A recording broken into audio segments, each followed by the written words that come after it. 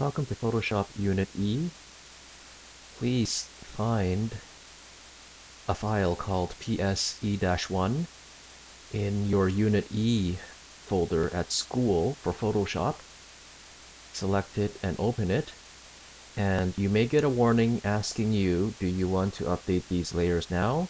If you get this warning, click No, and your PSE-1 document should open up like mine has. First thing we have to do, as always, is save it. So click File, Save As, and choose your removable disk.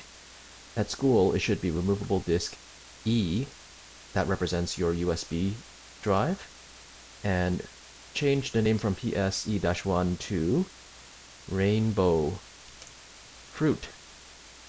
Then click Save. Okay, so once we've saved that file onto our USB drive, the file name should change in the title bar to rainbowfruit.psd.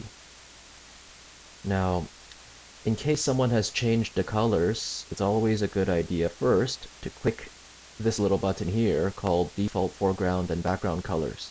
Click it once just to make sure that the colors are black foreground on a white background.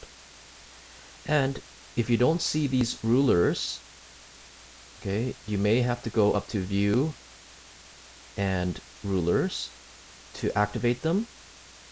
And it's also a good idea just to, once you get the rulers visible, to right click on them and choose pixels. Okay, so again, if you don't see the rulers, go to View and open up the rulers to show the rulers and change the units to pixels. Okay, now this document is quite complicated because if you go to your Layers palette, click the Layers tab, you'll see that there are 1, 2, 3, 4, 5, 6, 7, 8, 9 different layers. And in this assignment, the first thing we're going to do is to click the rainbow layer.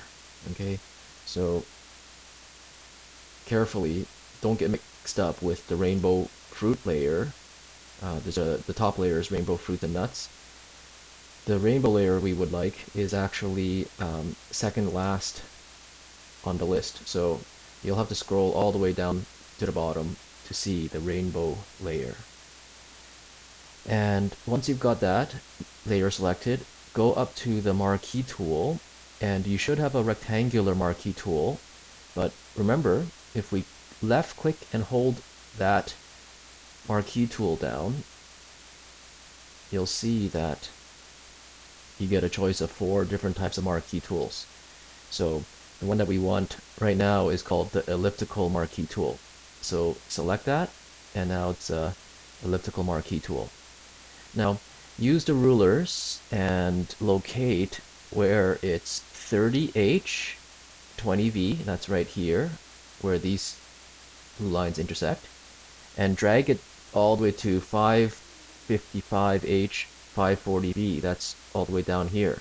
So what you have to do is once you've got the oval marquee tool, the elliptical marquee tool selected, just click here, hold the left mouse button down, drag all the way to the 555H, 540V intersection, and let go, and there you go.